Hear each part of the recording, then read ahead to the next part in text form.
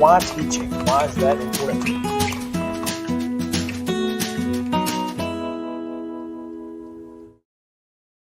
Good morning and welcome to Mornings on Main Street, Southern Middle Tennessee. I'm Chris Yow, and I am excited to bring to you today some news from around Southern Middle Tennessee alongside Scott Stewart. So we're going to get you that here in just a moment. We've got a big show lined up for you. You're going to want to stick around for all of it. Right now, though, we of course want to get you to your weekly headlines, and we'll do that on The Wrap.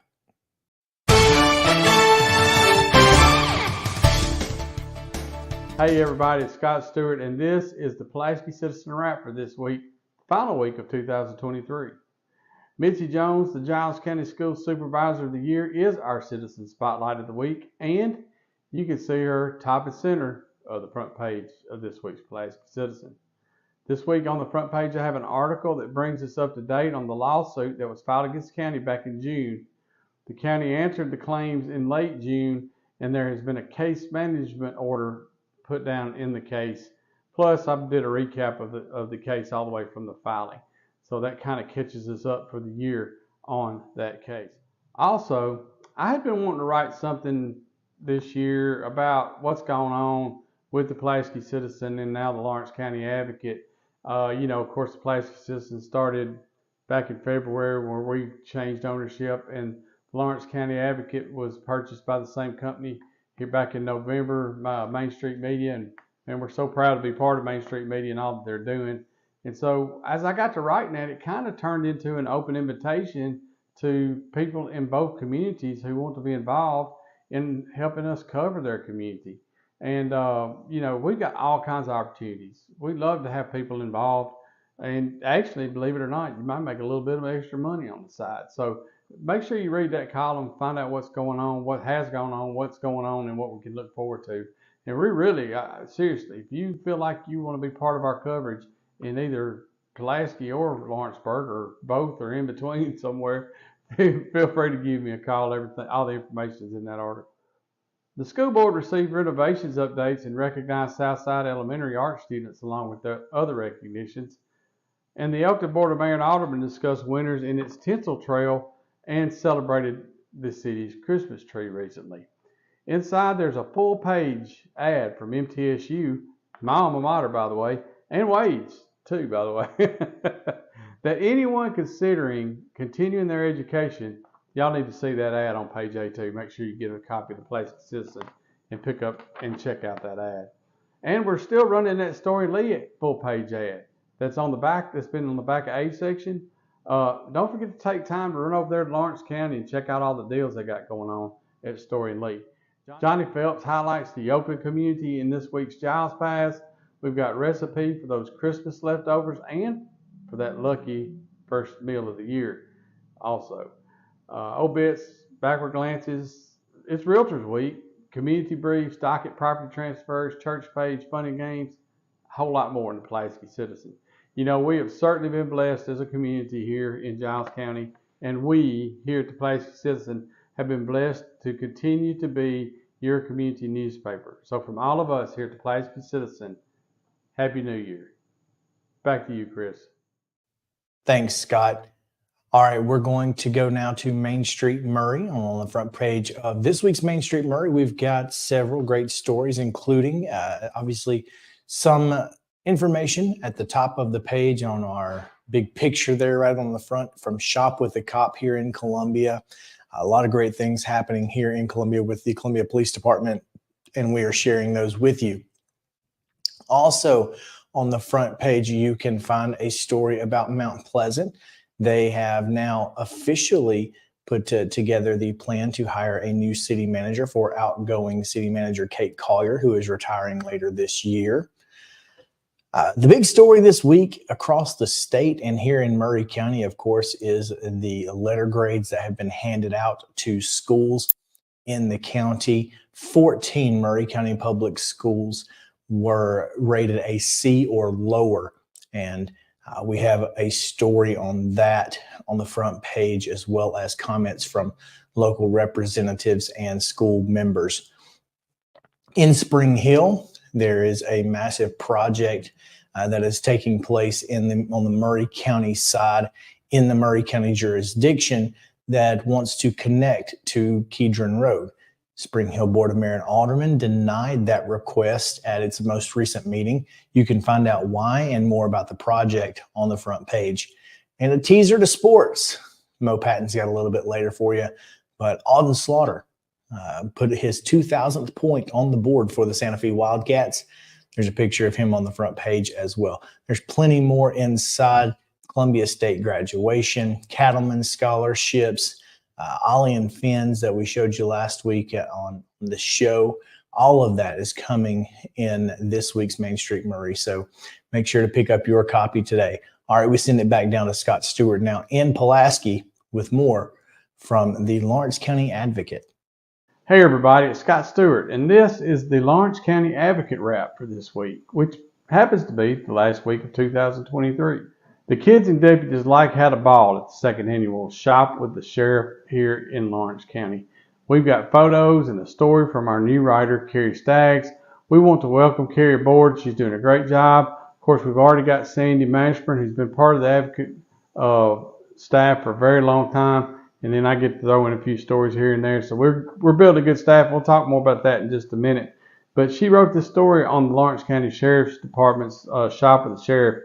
Got some photos and stuff. Great story right there on the front. Check it out. Speaking of new writers, I told you we'd get into it, so let's just go ahead and get right into it.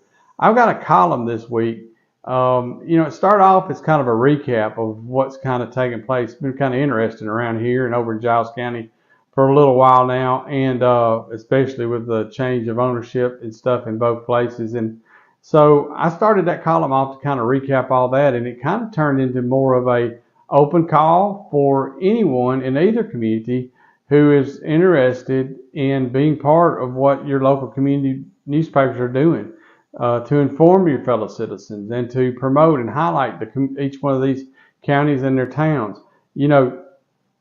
We're looking for good people that want to be part of what we're doing, and that's what the column is all about. Check it out. You could just make a little extra pocket money too. Another great program we have all across southern Middle Tennessee, and I believe maybe in North Alabama as well, is Clothe Our Kids, which started over in Lincoln County. Lawrence County's chapter is at the Lawrenceburg First Baptist Church. Find out about the program and what you might be able to do for our Lawrence County kids who need clothing. Also on the front page this week, Lawrenceburg Fire Chief Jay Moore announced the lifting of the burn ban in the city of Lawrenceburg at the last city council meeting. That information and more from that meeting are right there on page 1. Hey, so don't miss our lifestyles page. We started a lifestyle page a couple of weeks ago, and we're really excited about it. And we're really looking forward to what we're going to be able to do with our lifestyles page in the Advocate.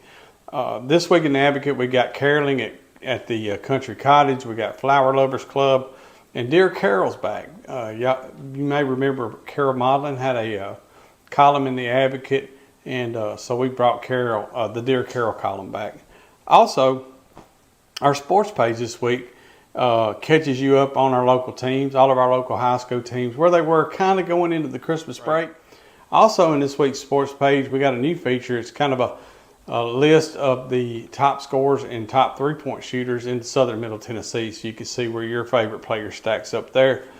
It's all available in this week's edition of the Lawrence County Advocate. We're going to be one day behind in our delivery this week, so be looking for them in stores on Thursday. But other than that, we just want to wish you a happy new year from Lawrence County Advocate. We'll be right back after this. Having a good, confident smile and being able to portray that positivity to others is really helpful. A professional family atmosphere is what we get every time we come here. Our hygienists do a better job at kind of assessing mouths and coming up with plans than most dentists do. They're very kind and they're very aware of other people. I think if there's things that I would want you to leave here with, I want you to feel like you were heard, that we listened to you, and I want you to feel like that your concerns were addressed. Piggly Wiggly, located in Neely's Mill Shopping Center, is Columbia's locally owned and operated Cost Plus 10 grocery store dedicated to serving the community with low prices and smiling faces. Piggly Wiggly offers fresh, hand-cut meats daily as well as daily hot plate lunches from their deli counter. You're certain to see smiling faces and a helping hand when you're here at Piggly Wiggly. Come by and check out our fresh produce, high-quality meats, and more. Down home, down the street, we'll see you at the pig.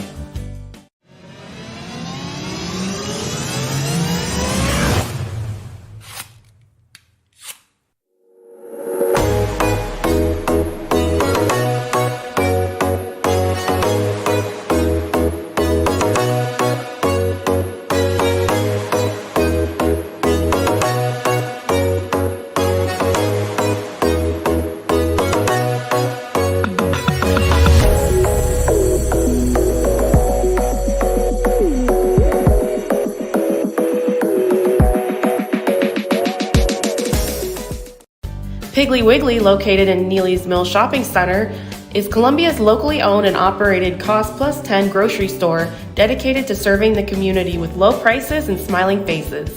Piggly Wiggly offers fresh, hand-cut meats daily as well as daily hot plate lunches from their deli counter. You're certain to see smiling faces and a helping hand when you're here at Piggly Wiggly. Come by and check out our fresh produce, high-quality meats, and more. Down home, down the street, we'll see you at the pig.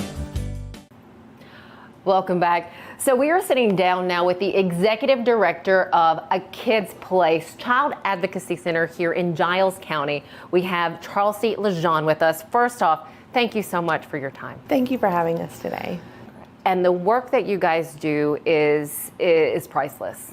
Can you share a little bit of A Kids Place, how long it's been around, and what you guys do every day? Sure. So Kids Place has been around since 1999. We are the Child Advocacy Center that serves Giles County, but also Lawrence, Maury, and Wayne counties. So we cover 4 counties, pretty much the judicial district of the 22nd Judicial District.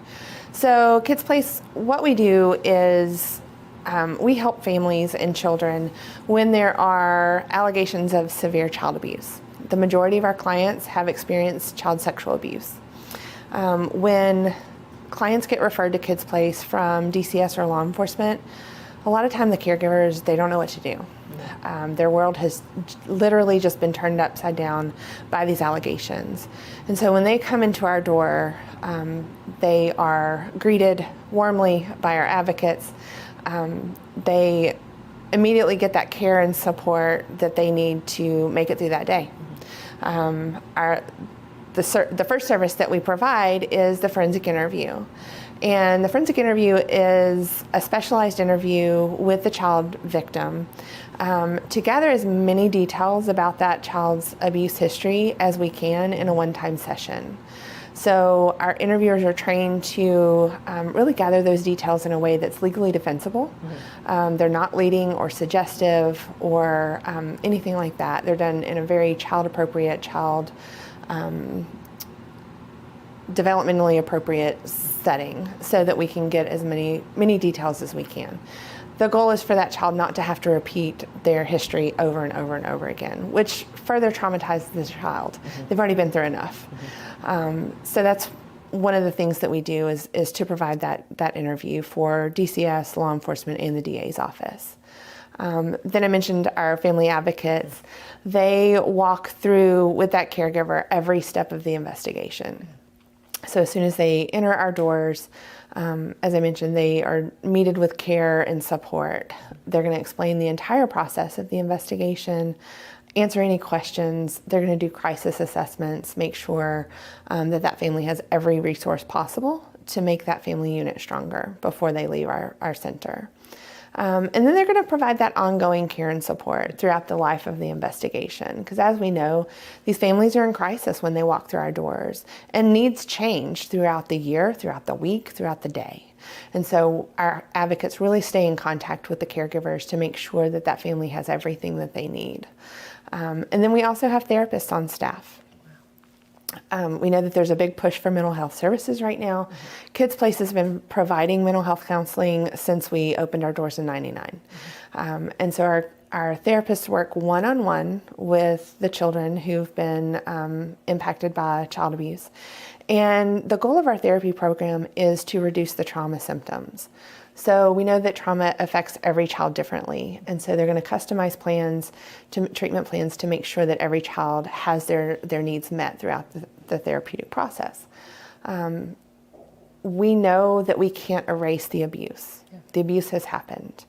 What we can do is make sure that we equip these children with the resources and the skills that they need to make sure that that abuse does not define them.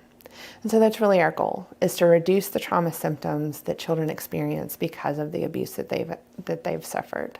You know, you have such a comfortable setting here. How many years have you been in this field?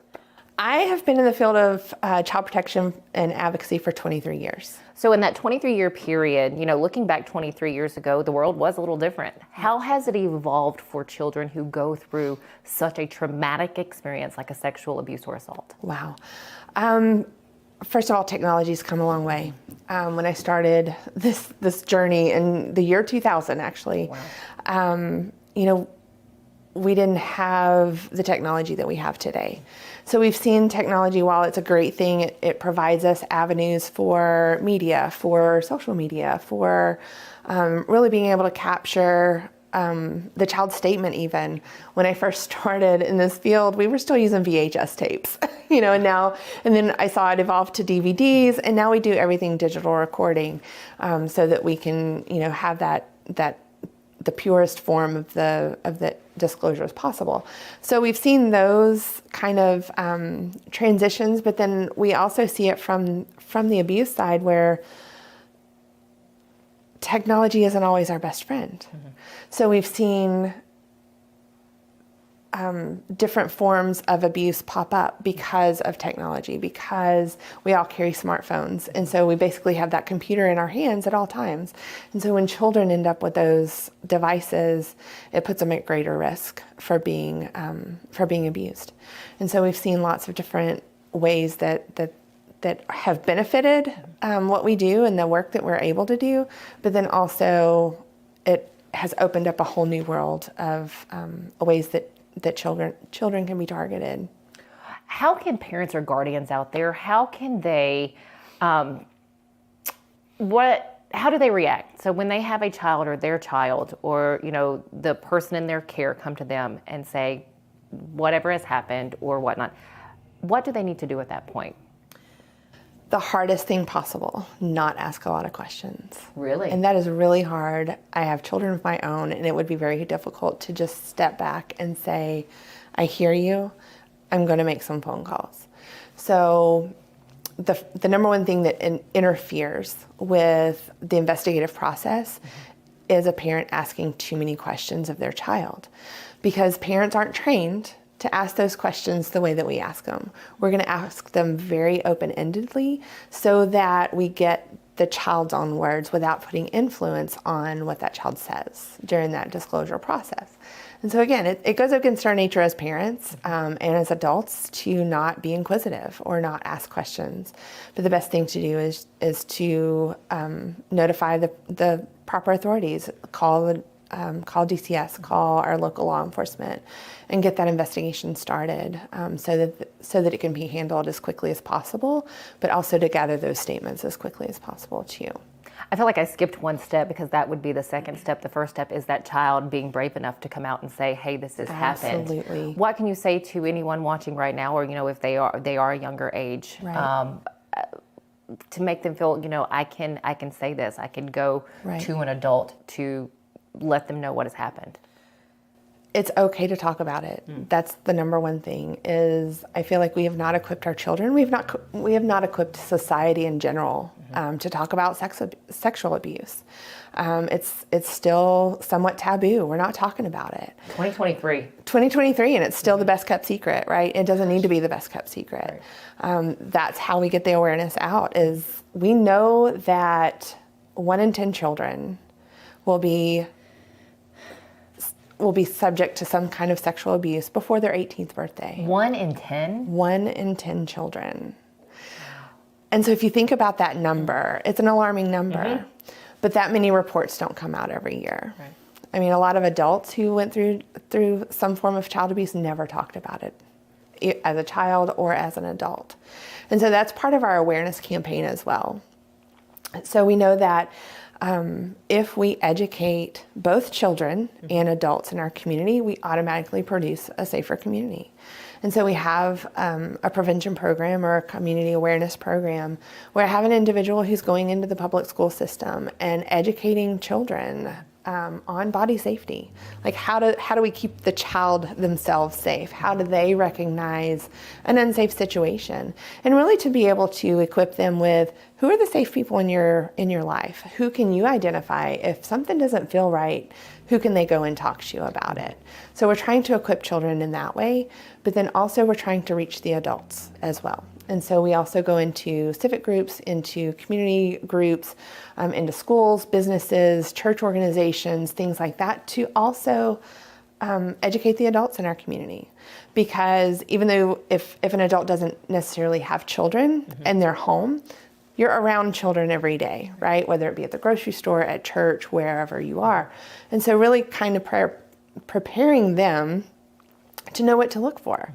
And so as we educate the adults in our community, again, we produce a safer environment for children to grow up.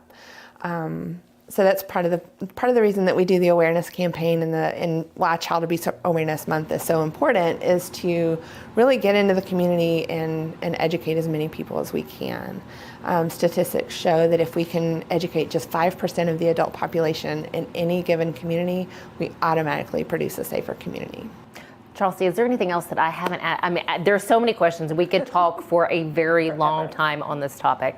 Anything else that you can share now with those who are seeing this? Just support your children.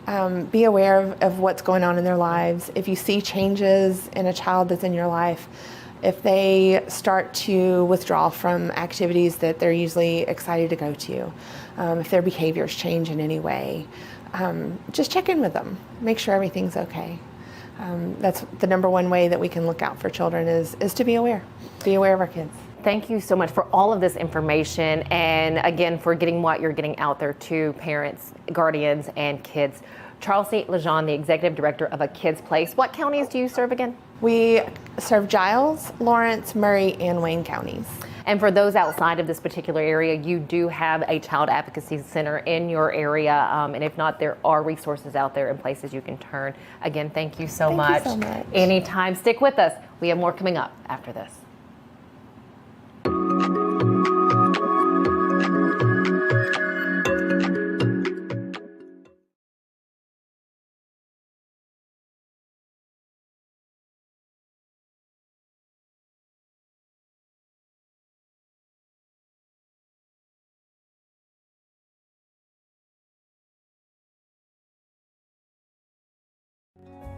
Since 1975, Mid-Tennessee Bone and Joint Clinic has treated the orthopedic needs of Middle Tennessee residents. The trained physicians provide surgical options and minimally invasive options to treat all orthopedic needs. The walk-in clinic, OrthoQuick, helps you bypass the ER while treating sports injuries and acute needs Monday through Saturday. Visit MTBJ online at mtbj.net or on social media at Mid-Tennessee Bone Joint Clinic.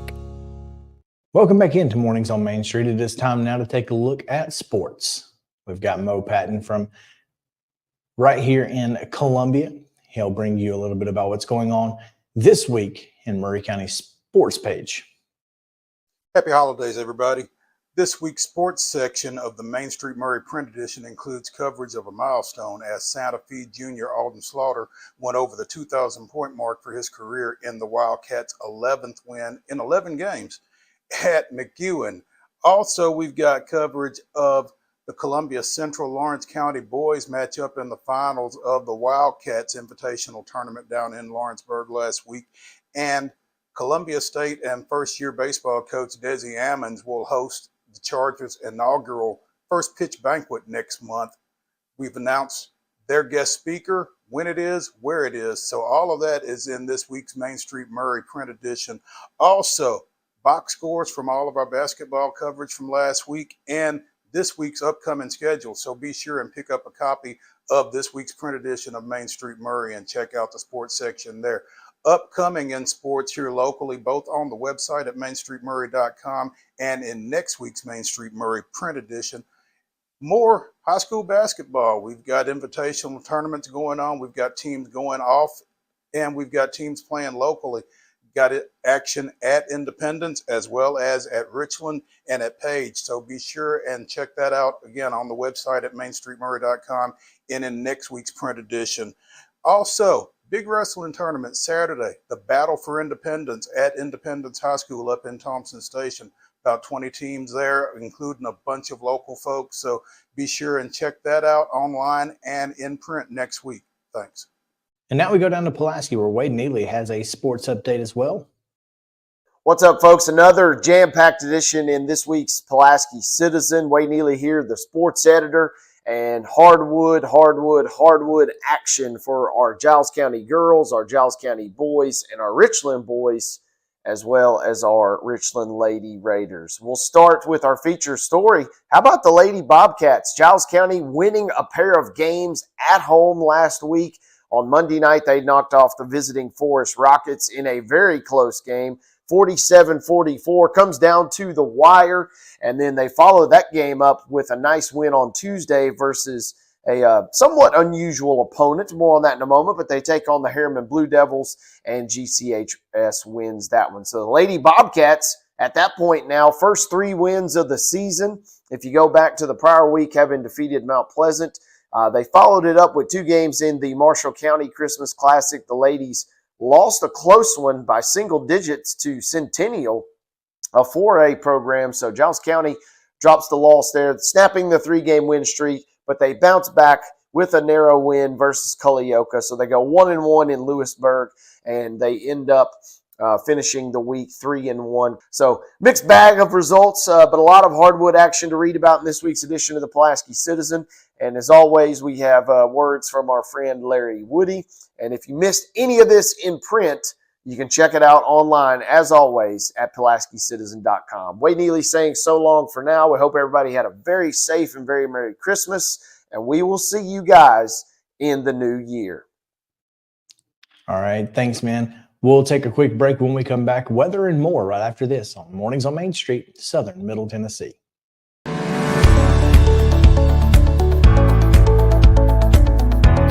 They have always met wildest expectations as far as taking care of my teeth and my health. You know, teeth health is very important now to your heart. And I told him one day, I said, I'd love to have nice teeth and nice hair. And he said, well, I can take care of the teeth, but I can't take care of the hair. And I said, you can make my teeth? He said, yeah. I said, well, let's go for it. And he did. And I have been tremendously pleased. Dr. Hart, if you need him at night, he's here. This staff here will take care of you 24/7. You don't have to worry about, I can't get a hold of my dentist, my tooth's hurting. No, they will be here for you. And if I could get Dr. Hart to take that same artistry that he has and grow hair, then he would be double rich.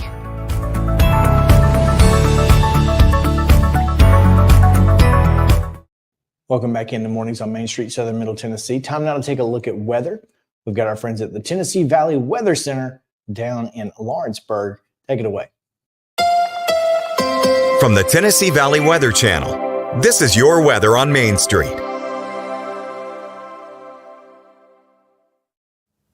Good Wednesday morning to you. I'm Kelly Rawson in the Tennessee Valley Weather Center. We are starting off a little bit chilly this morning with temperatures in the mid-30s with a mostly clear sky, but we will see clouds continue to filter back in later on this afternoon. Overall temperatures will get up pretty warm into the mid-50s across southern middle Tennessee with a wind out of the south. However, heading into your Wednesday evening, I don't think coverage is going to be quite this intense, but a few sprinkles are possible to swing through mainly after 4 p.m. and before 10 p.m. here in southern middle Tennessee. And then heading into your Thursday, we are going to start off the day dry with temperatures close to freezing. And then we do have some more precip in the forecast heading into your Thursday and Friday with mainly rainfall, at least for your Thursday, with a few snowflakes mixed into it. And then a mixture of some light rain and snow showers heading into your Friday with little to no impacts expected across southern middle Tennessee, clearing out by your weekend with a few scattered rain showers